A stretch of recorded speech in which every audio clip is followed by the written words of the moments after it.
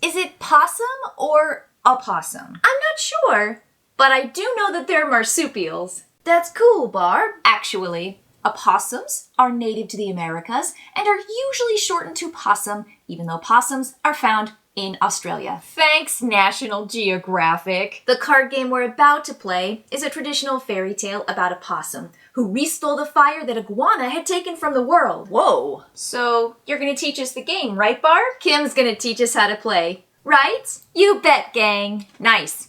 I can't wait to find out what all these fire and opossum cards do. All right, everybody, pick a color. I call pink. Today, we're playing Tales on Fire.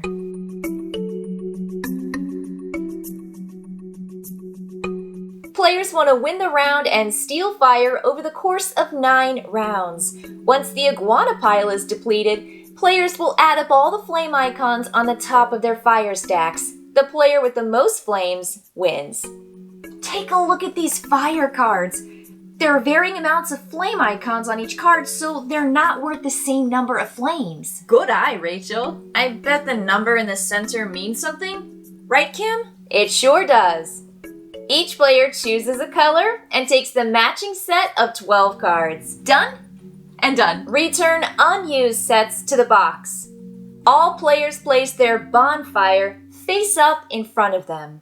Each player places a random opossum card face up on their bonfire so the flame icon is visible. This random opossum must be valued 1 through 9, not the +1 trickster. Make sure all players have a different number too. If necessary, replace cards until everyone has a different number.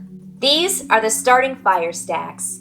Lastly, shuffle all the fire cards and place them in a face-up pile in the middle of the table as the iguana pile. Shuffle them up real good. I'm ahead of you there, Kim. That iguana pile is thoroughly shuffled.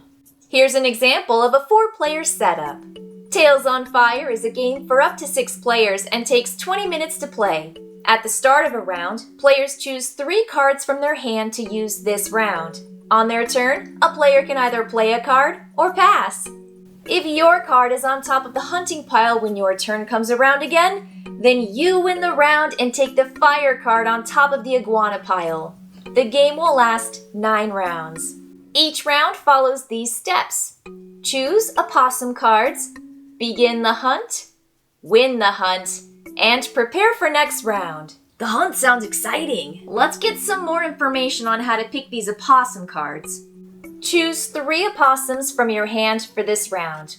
Place your unchosen opossum cards face down next to your fire stack with the den card on top. Is this my den card? That's the one.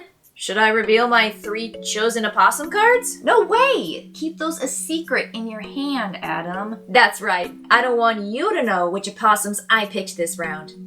When all players have chosen their 3 opossums, then the hunt begins.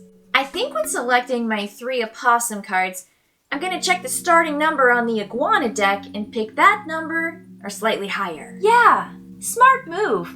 And I should probably take into consideration my own fire stack.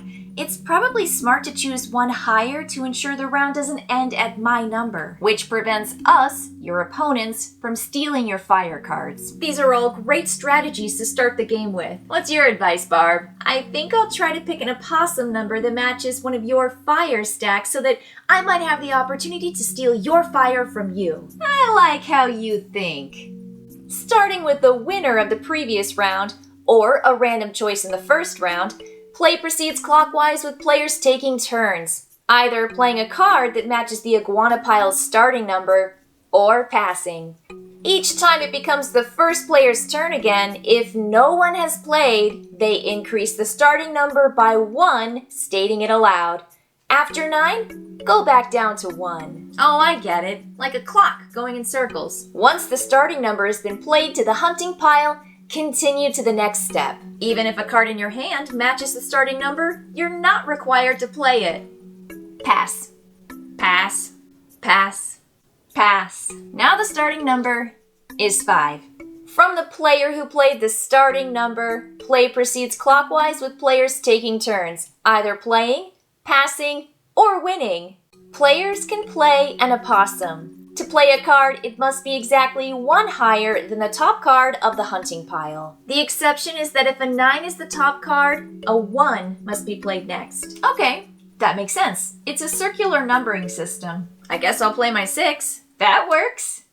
The +1 Trickster Opossum can be played on top of any 1 through 9 opossum. Its number is the previously played number +1.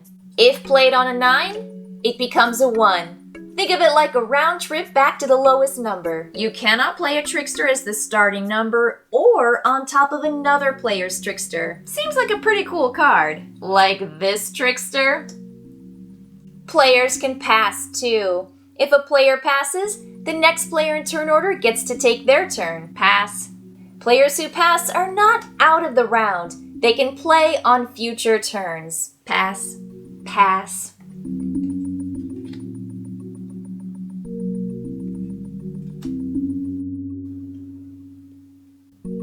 If your turn comes around and the top card of the hunting pile is yours, you win the round and create a fire stack. Congrats, Adam! You won because your card is on top of the hunting pile. I just didn't foresee so many of you passing. Maybe there were just too many people playing possum. Take the top card of the iguana pile and place it face down in front of you. Place your winning opossum card face up on top of it. Lastly, check the fire stacks of your opponents. If any fire stack shows the same opossum number, you steal all fire cards from the fire stack and place them under your new fire stack along with the fire card you just won. I guess I lose my fire card because your winning opossum, Adam, matches mine. Joey will now move her opossum card back into her den. She can use this card in the next round. At the end of a round, players will prepare for the next one, unless it's the 9th in which the game is over. Follow these steps in order. All of your cards not on top of a fire stack and not in the hunting pile return to your hand. Right now, your hand should consist of the following: leftover opossums chosen for this round, a card from a stolen fire stack, cards from your den pile, and exhausted cards from the previous round. Lastly, take your cards from the hunting pile and place them face up near your fire stacks with the numbers visible. These cards are exhausted and not added to a player's hand. Oh, I see. These cards can't be chosen for the next round. Yep, they're in timeout. We didn't have any exhausted cards to regain because it's just the first round. But next round, we will all take back the cards we used to play this round back into our hand. When the iguana pile is depleted, the game ends. Players add up all the flame icons on top of their fire stacks. The player with the most flames wins. If players are tied, all tied players share the win. Paying attention to your neighbor's play area, your exhausted opossum cards, and the iguana pile is vital to your success. I hope you enjoy playing Tales on Fire.